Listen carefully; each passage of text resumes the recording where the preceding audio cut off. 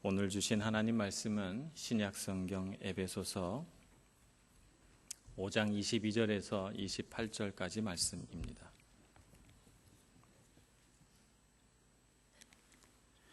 신약성경 315쪽 에베소서 5장 22절에서 28절까지 말씀 봉독하겠습니다. 아내들이여 자기 남편에게 복종하기를 주께 하듯 하라. 이는 남편이 아내의 머리됨이 그리스도께서 교회의 머리됨과 같음이니 그가 바로 몸의 구주시니라. 그러므로 교회가 그리스도에게 하듯 아내들도 범사에 자기 남편에게 복종할지니라. 남편들아 아내 사랑하기를 그리스도께서 교회를 사랑하시고 그 교회를 위하여 자신을 주심같이 하라. 이는 곧 물로 씻어 말씀으로 깨끗하게 하사 거룩하게 하시고 자기 앞에 영광스러운 교회로 세우사 티나 주름 잡힌 것이나 이런 것들이 없이 거룩하고 흠이 없게 하려 하심이라. 이와 같이 남편들도 자기 아내 사랑하기를 자기 자신과 같이 할지니 자기 아내를 사랑하는 자는 자기를 사랑하는 것이라. 아멘. 찬양대의 찬양으로 하나님 앞에 영광 돌리겠습니다.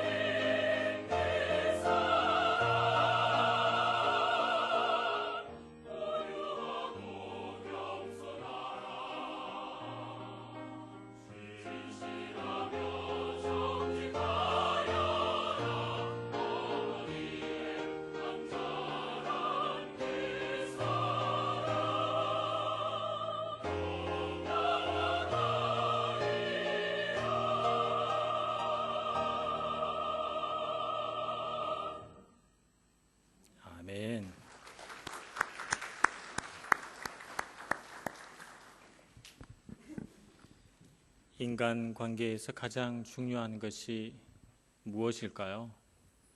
요즘 서점에 가면 인간 관계에 관한 여러 가지 서적들이 나와 있어서 인간 관계에 있어서 정말 필요한 것은 신뢰다 이런 얘기가 또 쓰여 있는 책도 있고, 또 어떤 책에서는 인간관계의 기본적인 것들은 우리가 다 갖고 있으니 우리가 유머를 좀 갖추자 이런 것도 있습니다. 그래서 유머가 없이 인간관계가 잘 맺어질 수 없다. 그래서 유머의 또 기술도 이렇게 나와 있고, 인간관계에 관한 또 처세술에 관한 여러 가지 책이 있습니다만 거기서 소개하는 그 수많은 좋은 얘기들을 그냥 한 가지로 요약을 한다면 저는 진실함이 아닐까 싶습니다. 진실함보다 더 인간관계를 윤택하게 하는 것은 없다. 인간관계에 있어서 가장 핵심이고 기본이 되는 것이 진실함이 아닐까 하는 생각을 해봅니다. 그런 면에서 보면 우리 인간관계의 최고 아름다운 모델은 예수님이라고 할 수가 있죠. 예수님은 참 이 세상을 살 때 진실하게 살아가셨어요. 그분의 가르침과 그분의 삶이 얼마나 일치가 되는가 하는 것을 살펴보면 참 그분은 진실하신 분이셨다 하는 생각이 들고요. 그분이 우리에게 주신 약속과 그 약속이 어떻게 성취되어 가는가 하는 것을 살펴봐도 그분은 참 진실하셨다 하는 것을 알 수가 있습니다. 그러나 뭐니 해도 예수님께서 우리에게 주신 진실함은 사랑이라고 하는 것으로 표현이 되죠. 그런데 예수님의 그 사랑의 진실함이 우리에게 증명된 곳이 있는데 그곳이 어딘가 하면 십자가입니다. 십자가의 죽음으로 정말 사랑하셨구나, 정말 우리를 사랑하신다는 그 말씀이 확실하구나, 분명하구나 하는 것을 우리에게 그 십자가 죽음으로 가르쳐 주십니다. 하나님께서 우리 하나님 백성 곧 우리와 관계를 맺으실 때도 가장 중요하게 여기시는 것이 무엇일까? 진실함입니다. 사무엘상 16장 7절에 보면 하나님께서 이렇게 말씀하십니다. 사람은 외모를 보거니와 나 여호와는 중심을 보느니라. 중심이라고 하는 것이 바로 진실함이죠. 그냥 겉모양이 아니라 겉모양만으로 하나님을 믿는 척, 하나님을 사랑하는 척 하는 것이 아니라 정말 나 중심으로 진실하게 하나님을 믿고 따르느냐라고 하는 것을 하나님은 관계 안에서 가장 중요하게 여기십니다. 그래서 하나님은 정말 하나님 사랑하는 사람을 테스트해 보십니다. 정말 진실되게 나를 사랑하는지 테스트해 보기를 원하세요. 아브라함이 참 하나님을 사랑했습니다. 하나님을 믿는 믿음이 이 땅 가운데 어느 누구보다도 참으로 강한 사람이었습니다. 근데 하나님은 아브라함이 정말 하나님을 믿고 따르는지 진실하게 하나님을 섬기는지 알기를 원했어요. 그래서 테스트를 해보게 됩니다. 예수님의 사랑이 십자가로 드러났듯이 하나님은 우리가 얼마나 하나님을 진실되게 사랑하는가 하는 것을 죽음이라고 하는 테스트를 통해서 알기를 원하십니다. 그래서 아브라함에게 아들 이삭을 바치라 이렇게 명령하시죠. 사실 아브라함에게 있어서 아들은 자기 생명보다 더 귀한 존재입니다. 그러니 아들 이삭을 바치라 했을 때 아브라함의 마음이 얼마나 괴롭고 번민으로 가득 찼겠습니까? 하나님은 그런 자기의 가장 소중한 것도 하나님께 드릴 줄 아는, 그래서 그것을 통해서 죽음을 맛보더라도 하나님을 섬길 줄 아는가 보기를 원하셨어요. 그래서 이삭을 바치라 이렇게 명령하셨죠. 다윗이 참 하나님을 사랑했습니다만 하나님은 이 다윗에게서도 하나님을 섬기는 그 진실함을 알기를 원했습니다. 그래서 이렇게 영민하고 지혜롭고 용감하고 하나님을 잘 믿는 이 아름다운 청년 다윗에게 그와는 정반대되는 정말 하나님으로부터 돌아선 악한 왕 사울을 붙여줍니다.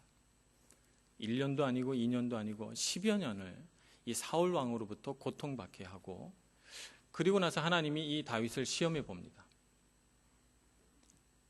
아무도 없는, 사울의 부하는 아무도 없는 굴 속에 다윗을 딱 맞닥뜨리게 합니다. 사울은 다윗이 그 굴 속에 있는 줄도 몰라요. 그냥 손만 뻗으면 칼로 찔러 죽일 수 있는 그 곳에서 하나님은 다윗에게 물어봅니다. 너는 사울을 정말 존중할 수 있는가? 너는 정말 하나님을 믿는 믿음이 너 힘으로 사울을 죽이고 왕이 되는 것보다 더 강한가? 이렇게 물어보십니다. 그런 순간을 2번이나 다윗에게 주셔서 그 유혹을 이겨내고, 사울은 하나님이 기름 부어 세우신 왕이니 하나님이 알아서 하실 거라고 믿고 그 고난과 아픔의 세월들을 참아냅니다. 다윗에게 있어서 하나의 테스트죠. 또 욥에게 있어서는 하나님께서 그의 자녀와 재산을 모두 빼앗아가 버리는 이런 고난을 주셔서 이런 고난에도 불구하고 너는 하나님을 원망하지 않고 하나님을 섬길 수 있느냐라고 하는 것을 테스트해 봅니다. 그가 비록 죽지는 않았지만 죽은 것이나 진비 없는 고난을 겪으면서도 하나님을 섬길 수 있는지 그에게 물어보십니다.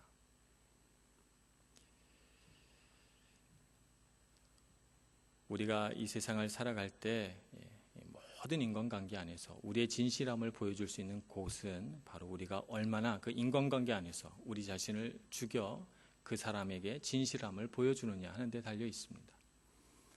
근데 이런 것은 부부관계에서도 마찬가지입니다. 부부관계 안에서도 정말 중요한 것은 진실함인데 그 진실함은 어떻게 증명되는가 하면 내 남편이 나를 위해 죽는가, 그곳에서 그 남편의 사랑의 진실함이 드러나고 내 아내가 나를 위해 죽는가, 그것을 통해서 그 아내의 사랑의 진실함이 증명됩니다. 에스더서 1장에 보면 한 부부의 이야기가 등장합니다. 이 부부는 왕입니다. 왕과 왕후예요. 페르시아의 왕입니다. 아하수에로라고 하는 왕이고 그 왕비의 이름은 와스디라고 하는 왕비입니다. 당시 페르시아는 전성기를 구가하고 있었기 때문에 어느 나라도 이 페르시아라고 하는 나라를 넘볼 수가 없었습니다. 왕은 왕위에 오른 지 3년 만에 큰 연회를 베푸는데 무려 180일 동안 잔치를 벌입니다. 180일이라고 하면 30일을 한 달로 잡았을 때 6개월간 잔치를 한 거예요.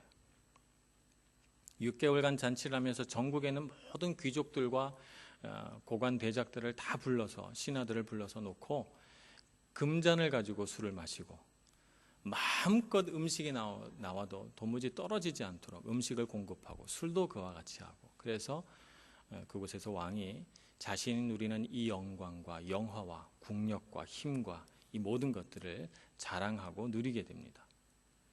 이렇게 잔치를 벌이다가 왕이 성경에 보면 주흥에 취해서 주흥에 취했다고 하는 것은 술을 마시고 너무 기분이 좋아가지고 왕비를 불러올 생각을 합니다. 왕비를 불러올 생각을 한 것은 왕비를 데려다가 술시중을 들게 하려고 한 것은 아니고 에스더서 1장 11절에 보면 왕비의 아리따움이 너무나도 뛰어나서 백성들에게 이 왕비를 자랑하고 싶었던 거예요. 그래서 내가 이 모든 것들을 다 갖고 있지만 권력과 군사와 명예와 그 모든 것을 다 가졌지만 내 가진 모든 소유물에 가장 가치로운 것, 내 아내를 이제 여러분들께 소개하겠습니다. 그러면서 이제 왕비를 불렀거든요. 그런데 이 왕후 와스디가 오질 않습니다. 왜 오질 않을까요? 왜 왕명을 거절했을까요? 7일간이나 술을 마시고 잔뜩 취한 이 뭐라고 그럴까요? 이 술로 고주망태가 된 사람들 앞에 내가 나와가지고 이 사람들 앞에서 구경거리가 돼야 된다는 말인가? 왕비가 마음에 자존심이 상한 거죠. 왕비는 자기의 왕이 남편으로서 자신에게 조금 더 관심을 보여주고 세심한 배려를 해주기를 원했던 것이죠. 그런 순간 자기를 짠 등장시켜가지고 사람들에게 구경거리로 세우지 말고 조금만 더 존중해 줬으면 하는 마음을 가졌던 것 같아요. 그러니까 섭섭하고 화가 나죠. 그래서 오질 않습니다. 왕은 왕명을 거절당하고 나니까 자기가 이 모든 것들을 다 가졌는데도 불구하고 왕비가 왕명을 딱 거절하고 나니까 너무 자존심이 상하는 거예요. 이 모든 백성, 페르시아에 있는 모든 백성들에게 다 존경을 받아도 아내에게 존경을 못 받으니 백성들에게 존경받고 백성들에게 칭송받는 게 아무 소용이 없는 것입니다. 그래서 화가 머리끝까지 납니다. 그래서 연회는 깨지고 신하들을 불러 모아놓고 이 왕후를 어떻게 할 것인가 의논해서 결국 이 왕후를 폐위시키고 다른 왕비를 뽑게 되는데 그래서 에스더서가 시작이 되는 것입니다.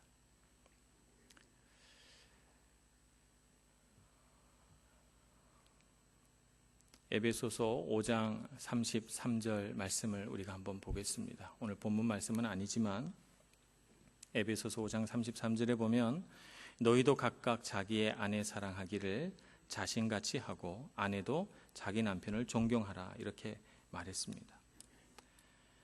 남편은 아내를 사랑하고 아내는 남편을 존경하라. 뒤집어서 말하면 아내가 정말 원하는 것은 사랑이고 남편이 정말 원하는 것은 존경이다라고 하는 것입니다. 아하수에로 왕은 아내로부터 그런 존경을 받기 원했고 와스디 왕후는 남편으로부터 배려 깊은 사랑을 받기 원했던 것이죠. 그런데 둘 다 그것에 실패하고 맙니다. 그래서 서로 자존심이 상하고 화가 나고 분노하게 된 것이죠. 남자가 정말 진심으로 원하는 것은 존경입니다. 여자가 정말 바라는 것은 사랑이라고 말할 수 있습니다. 그런데 부부관계 안에서 살다가 보니까 남자는 점점 더 존경받지 못하게 됩니다. 또 여자는 결혼해서 살다 보니까 점점 더 사랑받지 못하게 되면 사랑받지 못한다는 생각이 드는 것이죠. 그래서 안타깝게도 이 시대에 아하수에로와 와스디가 얼마나 많은지 모르겠습니다.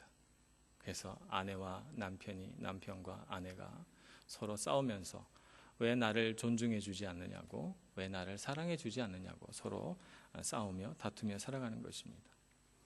남자는 원하는 존경을 받지 못하기 때문에 분노합니다. 그래서 분노해서 아내에게 나를 존경하지 않는 것에 마땅한 대가 지불을 줘야 되겠다고 이렇게 생각을 합니다. 그래서 내가 너무 잘해줬더니 나를 존경하지 않는구나 이렇게 생각해서 무관심과 냉담함으로 아내를 심판합니다. 처벌하죠. 그렇게 하면 나를 좀 어려워하고 나를 존경하겠지 이렇게 생각하면서 무관심과 냉담함을 아내에게 발사합니다. 아내는 그토록 바라던 사랑을 받지 못함으로 분노해서 그래서 독기 품은 비난과 무시로 남편을 대합니다. 이렇게 내가 무시하고 이렇게 비난하면 남편이 조금 더 자기 잘못을 깨닫고 회개해가지고 난 사랑해주겠지 이렇게 생각을 합니다. 원하는 것을 얻을까요? 못 얻을까요? 아무것도 모르는 척하고 저를 쳐다보시는. 원하는 것을 못 얻잖아요, 그죠? 남편은 무관심과 냉담함을 아내에게 보여줘서 아내가 자기를 사랑하게 만들지 못합니다. 아내는 그것 때문에 더 상처받고 남편 안에 있는 사랑을 의심하죠. 사실 남편이 아내를 사랑합니다만 그것을 의심하고 낭망이 됩니다. 아내의 그 독기 품은 비난과 무시의 말을 들으면서 남편은 또 상처를 받고 그것 때문에 정말 좌절감을 가지고 관계는 더 멀어져 버립니다. 그래서 이것이 하나의 악순환이 돼서 이렇게 사이클을 한번 돌 때마다 부부관계는 점점 더 악화가 되고 상대방에 대한 사랑과 배려와 존중은 식어가게 되는 것입니다. 자, 이렇게 이런 관계 안에서 우리는 어떻게 해야 되는가? 이 관계는 회복될 수 없는 것인가? 인간관계에 있어서 가장 중요한 것은 진실함이라고 했습니다. 진실함은 어떻게 증명이 된다고요? 죽음으로서만 증명이 됩니다. 그러니 우리 부부관계 안에서도 그와 같은 은혜가 필요하죠. 예수님이 우리에게 보여주셨던 십자가의 은혜가 필요합니다. 오늘 말씀 에베소서 5장 28절, 25절의 말씀을 보겠습니다. 남편들아 아내 사랑하기를 그리스도께서 교회를 사랑하시고 그 교회를 위하여 자신을 주심같이 하라. 아내 사랑하기를 그리스도께서 교회를 위하여 자신을 주심같이 하라는 거예요. 예수님께서 교회를 위해 자신을 어떻게 주셨습니까? 십자가에 내어 주셨죠. 죽으셨죠. 그러니 남편들아 아내 사랑하기를 어떻게 하라고요? 죽도록 사랑하라. 자기 목숨을 줘서 죽음으로써 사랑하라는 것입니다. 그래서 남편들은 아내를 사랑할 때 죽음이라는 것을 경험할 수 있어야 됩니다. 정말 나는 죽었다 이렇게 생각이 돼야 되죠. 죽은 사람은 상처를 안 받아요. 살아있으니까 상처받죠. 아내한테 상처받는 남자들은 아직 살아있기 때문에 상처받는 거예요. 죽은 남자들은 상처를 안 받죠. 그래서 이렇게 죽음이라고 하는 것을 말씀을 드리면 너무 모호하기 때문에 5가지 영역에서 남편이 어떻게 아내를 위해 죽어야 하는가, 이 자리에는 청년들도 많고 하지만 미래 결혼 생활을 생각하시면서 어떻게 죽어야 되겠다 결심하시길 바랍니다. 첫째, 죽어야 할 것은 쾌락을 죽이고 친밀감으로 살아나야 됩니다. 남편은 아내를 대할 때 성적인 만족을 얻는 대상으로 아내를 보면 안 됩니다. 부부관계를 맺을 때 아내가 왜 나의 성적인 만족을 만족시켜주지 않는가라고 하는 부분에서 접근해 가기 시작하면 아내는 모멸감을 느낍니다. 저 사람은 항상 나에게 친밀감을 가지고 대할 때는 그걸 원하는구나, 이렇게 생각이 들어서 아내는 자기 자신에 대해서 굉장히 비참한 생각을 갖게 됩니다. 그렇기 때문에 남편은 반드시 쾌락을 죽여야 합니다. 그 부분에서 죽어줘야 돼요. 그래서 아내가 원하는 친밀감, 손을 잡는 친밀감, 안아주는 친밀감, 쓰다듬어주는 친밀감을 남편들은 회복해야 되는 것이죠. 그렇게 그 부분에서 죽지 않으면 계속해서 내가 얻고자 하는 것을 아내가 주지 않는다고 투덜거리고 그것을 아내에게서 얻고자 하면 할수록 점점 더 아내는 비참함 속에 떨어지게 되는 것입니다. 그러니 그 부분이 죽어야 합니다. 두 번째는 비밀의 어두움을 죽이고 솔직함의 빛으로 나가야 됩니다. 제가 부부 결혼 예비학교 하게 되면 제가 꼭 우리 남편, 예비 남편들에게 얘기하는 것이 절대 비자금 갖지 마라, 이렇게 말합니다. 한국에서 결혼하면 이제 인생 선배들이 충고를 꼭 해줍니다. 너 결혼하면 너 비자금 꼭 있어야 된다. 어디다 숨겨야 아내에게 들키지 않고 효과적으로 비자금을 가질 수 있느냐. 그래서 분산해서 숨겨라. 그래서 여기저기 숨기고 또 뭐 여러 가지 방법들을 이렇게 노하우를 전수를 해줍니다만 저는 그 모든 것들을 단칼에 잘라버립니다. 절대로 남편들은 비자금을 가지면 안 됩니다. 비밀이 있어서도 안 됩니다. 비밀을 가지면 가질수록 그 뭔가 모르는 그 모락모락 피어나는 그 비밀의 어두움을 아내가 감지하게 됩니다. 그것을 감지하는 순간 아내는 의심하게 되죠. 뭔지 모르지만 남편을 의심하게 됩니다. 의심하는 한 아내에게 내가 사랑한다는 것을 증명해 보일 방법이 없습니다. 그러니 비밀의 어두움을 다 몰아내시기 바랍니다. 아내에게 정직하시고 솔직해져야 합니다. 그것이 빛으로 나아가는 방법이죠. 그래서 비밀을 가지는 그런 마음을 다 죽여버려야 합니다. 그것이 설령 죄이든 그것이 설령 나의 실수이든 그것이 설령 나의 유익이든 그것을 다 죽이고 솔직함으로 나가야 되죠. 세 번째, 충고하는 교만을 죽이고 경청과 공감으로 나아가야 됩니다. 남편들이 참 충고를 잘해요. 아내는 나름대로 막 힘들어서 이제 상담이라기보다는 위로받고자 남편에게 얘기하는데 남편들은 꼭 너는 그게 문제야, 이렇게 지적을 합니다. 내가 너를 쭉 지켜봤는데 넌 항상 그 부분에서 문제니 넌 그걸 고쳐야 돼. 그 사람도 문제지만 너가 더 문제야, 이렇게 말합니다. 충고하는 교만을 죽여야 돼요. 아내가 정말 받기 원하는 것은 남편이 전적으로 자기 편을 들어주고 공감해주고 이해해주는 것, 이것을 정말 원하거든요. 그것을 통해서 남편이 나를 사랑하는구나 하는 것을 느끼게 되는데 그것을 해주지 않으니 아내의 마음이 얼마나 괴롭겠습니까? 그러니 남편들은 그 부분에서 죽어야 합니다. 충고해주고 가르쳐주고 뭔가 분석해주고 이런 노력들을 그쳐야 됩니다. 위로와 공감을 해줘야 되겠죠. 네 번째 죽어야 할 영역은 변명이라는 비겁함을 죽이고 용서를 구하는 용기로 나가야 됩니다. 미안하긴 미안한데 미안한 마음이 있어요. 남편들 마음 가운데. 그런데 미안한데 내가 그럴 수밖에 없는 이유가 있는 거죠. 그래서 미안한데 미안해. 미안한 건 맞는데 그런데 말이지. 이렇게 뒤에 변명과 여러 가지 것들이 붙습니다. 얼마나 비겁한 일인지 모릅니다. 이런 변명과 여러 가지 이유들을 다 죽여야 합니다. 내 안에 그런 말들이 많이 있어도 정말 억울해도 그래도 남편은 미안하다. 다 내 잘못이고 내 탓이다. 라고 하는 용서 구하는 용기가 필요한 것이죠. 그래서 남편은 그 부분에서 죽어야 합니다. 변명을 대는 잘못된 행동에 있어서 죽어야 되는 것이죠. 다섯 번째 죽어야 할 영역은 뒤로 미루는 게으름을 죽이고 즉각적인 봉사로 살아나야 됩니다. 특히 우리가 외국에서 살다 보니까 한국에서야 뭐 이렇게 사람 불러서 집안일 고치고 이렇게 할 수 있습니다. 근데 여기는 남편이 도와주지 않으면 아내들은 할 수가 없어요. 정구가 나갔는데 남편이 그래 내일 해줄게 이렇게 말합니다. 내일이 됐는데 내일은 또 내일이 바빠요, 그죠?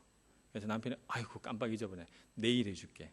또 한 이렇게 2, 3일 넘어가면 한 3일이 넘어가잖아요. 아내 마음속에 남편을 향한 쓴마음이 확 들어옵니다. 내가 이 사람 못 믿고 살아가겠구나. 내가 도끼를 품고 정구를 갑니다. 남편들은 이 부분에서 죽어야 합니다. 게으름을 죽여야 돼요. 뒤로 미루는 게으름을 죽여야 돼요. 아내가 무언가 원하는 것이 있으면 아무리 피곤해도 아무리 졸려도 벌떡 일어나서 도와주는 그런 봉사가 필요한 것입니다. 아멘 하신 분들 기억하겠습니다. 이런 영역에서 남편들이 죽지 않으면 아내들은 내 남편이 나를 사랑하는구나 하는 것을 확신하기가 어렵습니다.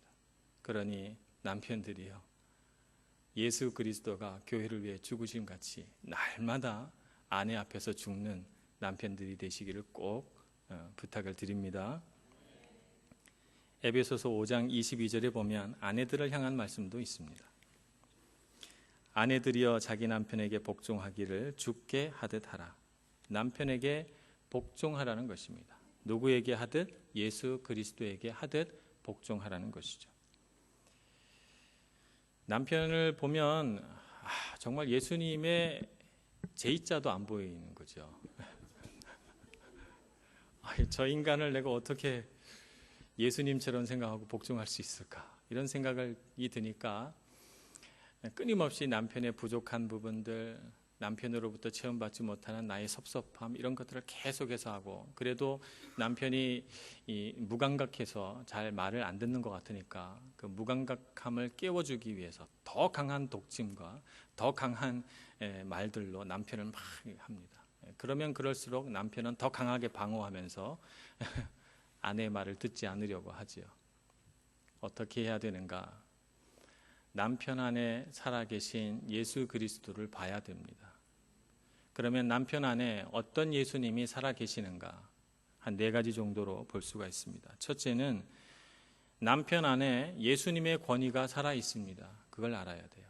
예수님의 권위는 섬기고 보호하고 보살피는 권위입니다. 예수님께서 누구든지 섬김을 받고자 하거든 섬기는 자가 되라라고 했습니다. 거기에 권위가 있는 것이죠. 남편들이 얼마나 가정을 위해 희생하고 섬깁니까? 때로는 정말 바보 같다고 여겨질 만큼 아내를 위해, 자녀들을 위해 섬기는데 그 부분이 바로 예수 그리스도가 살아있는 부분이라고 하는 것을 아내들은 알아야 됩니다. 그래서 남편을 존경해야 되는 것이죠. 두 번째는 남편이 갖고 있는 통찰력 안에서 예수 그리스도를 봐야 합니다. 남편들은 하나님께서 특별한 은사를 주셨는데 사물을 볼 때 분석하고 통찰하는 능력을 주셨습니다. 그래서 남편 안에 그런 것이 있다는 것을 알아야 돼요. 그래서 그런 부분을 보고 그 안에 살아계신 예수 그리스도를 만나시고 그 부분에서 남편을 존경해야 되는 것이죠. 세 번째, 남편 안에 어떤 예수님이 살아계시는가? 남편 안에 유대감이 있습니다. 유대감이라고 하는 것은 우정을 나누는 마음이죠. 예수님께서 하늘 보좌를 버리시고 이 땅에 내려오셔서 하나님의 백성과 거리를 두지 않으셨습니다. 목자 없는 양같이 유리하는 이 하나님 백성들을 바라보면서 불쌍히 여기는 마음을 그 마음에 품으셨고, 그래서 하나님의 백성들을 하나라도 더 구원해 내기 위해서 정말 힘을 다해서 섬기셨거든요. 남편 안에 그런 예수님의 마음이 있는 것이죠. 남편 안에 그런 부성애가 살아 있습니다. 그래서 보살피고 양육하고 하는 그런 유대감이 살아 있는 것입니다. 그래서 남편 안에 그런 것을 바라보시면서 저런 점은 우리 남편의 어떤 기질적인 특성이다 이렇게 보시면 안 됩니다. 예수님이구나, 예수님이 살아있구나 라고 하는 것을 깨닫고 그 부분에서 남편을 존경해야 합니다. 네 번째는 성취하고 이루려는 남편의 노력 속에서 하나님의 능력을 발견해야 됩니다. 하나님께서 이 세상을 창조하시고 이 세상을 다스리고 정복하라 이렇게 말하셨거든요, 아담에게. 그래서 이 세상을 살아가는 아담들은 정말 성취하고 정복하고 이르려는 열망과 노력을 가지고 이 세상을 살아갑니다. 얼마나 애를 많이 씁니까? 새벽부터 밤까지 열심히 수고하고 일하잖아요. 그 안에서 우리는 누구를 봅니까? 예수 그리스도, 하나님을 보게 되죠. 그래서 그런 부분에 남편을 존경하고 귀히 여기고 사랑해야 되는 것입니다. 그러니 아내된 사람들은 아무리 눈 씻고 쳐다봐도 존경할 구석이라는 코딱지만큼도 없구나 이렇게 생각할 것이 아니고, 남편의 그 모든 삶을 긍휼히 여기고 그 안에 살아 움직이시고 숨쉬고 계신 예수 그리스도의 영을 발견하시고 남편을 예수님 보듯 그렇게 사랑할 수 있는 아내들이 다 되시기를 축복합니다. 그래서 우리가 베푸는 사랑은 무조건적인 사랑이 돼야 되고, 우리가 주는 존경은 무조건적인 존경이 돼야 됩니다. 사랑할 만해서 사랑하는 것이 아니고 존경할 만해서 존경하는 것이 아닌 것입니다. 상대방을 변화시키려는 분들이 있어요. 가끔씩 저한테 와서 이야기하시는 분들 중에, 목사님, 제가 그렇게 노력을 했는데 한 3달 정도 했는데 그런데도 안 바뀌면 어떻게 해야 됩니까? 이렇게 물어보십니다. 보통 그런 분들은 3달 동안 안 하시죠. 안 하시고 이제 미리 이제 저한테 물어봅니다. 계속 했는데도 안 바뀌면 어떡하죠? 이렇게 물어봅니다. 상대방을 변화시키려고 하는 목적으로, 그런 의도를 가지고 상대방을 사랑하거나 존경하는 것은, 그것은 진실한 행동이 아닙니다. 진실한 것이 아닌 것은 다 탄로가 나게 돼 있어요. 그래서 누구든지 갑자기 아내에게 잘한다든지 남편에게 잘하려고 마음을 먹으면 반드시 상대방은 그것을 테스트해 봅니다. 저 인간이 왜 자꾸 저렇게 변하지? 이렇게 생각을 해서 굉장히 오랫동안 배우자들은 변하지 않습니다. 우리는 어떻게 우리의 행동을 선택해 나가야 할까요? 상대방을 변화시키기 위해서, 내 아내나 남편을 변화시키기 위해서 사랑하고 존경하는 것이 아닙니다. 그것이 하나님의 명령이고 하나님 나라의 원리고 그것을 통해서 우리가 생명을 얻기 때문에 그렇게 하는 것이죠. 그래서 상대방의 반응과 상관없이 상대방이 나에게 어떻게 하는가라고 하는 것과는 전혀 상관없이 그렇게 하기로 결정하고 살아가는 것입니다. 아무리 아내가 나에게 독침을 발사해도 나는 죽겠다. 독침이 많이 꽂혀서 그냥 죽겠다. 이렇게 선언하고, 남편들은 아내를 위해서 할 수 있는 대로 자기의 모든 것을 다해서 사랑해야 되는 것이고, 아내는 정말 예수 그리스도 안에 있는 그런 사랑을 가지고 남편을 바라보면서 아무리 내 눈에 존경할 만한 것이 안 보여도 예수 그리스도의 십자가를 지는 마음으로 남편을 존경하고 그것을 선택하고 살아가야 되는 것입니다. 우리는 결국 변합니다. 우리 인생을 살아가면 우리는 결국 변합니다. 언젠가는 우리가 다 변하게 되어 있습니다. 우리 인생의 무엇인가를 계속해서 선택해 가면서 우리는 언젠가는 우리의 변한 모습을 보게 될 것입니다. 어떤 사람은 죄가 왕노릇하면서 변해갑니다. 죄가 마음속에서 계속 왕노릇하면서 변해갑니다. 그래서 10년 뒤, 20년 뒤에 어떤 모습일지 모르지만 죄가 왕노릇하는 모습이 아주 심해져서 변해 있을 것입니다. 어떤 사람은 예수 그리스도를 내 안에 모시고 예수 그리스도의 영으로 변해갑니다. 그것이 10년, 20년 동안 계속해서 우리의 영을 바꾸어내서 변화된 모습이 될 것입니다. 여러분, 어떻게 변화하기를 원하십니까? 죄가 왕노릇하는 변화를 원하십니까? 그리스도 예수의 영으로 살아가는 변화를 원하십니까? 오늘 선택하시고, 남편은 아내를 위하여, 아내는 남편을 위하여 예수 그리스도의 죽음을 맛보고 그분의 십자가를 지는 심정으로 사랑하시고 존경하시고 변해가시는 여러분 모두가 되시기를 간절히 축원합니다. 기도하겠습니다. 은혜가 많으신 하나님, 그리스도의 사랑으로 사랑하고 섬기기를 소원합니다.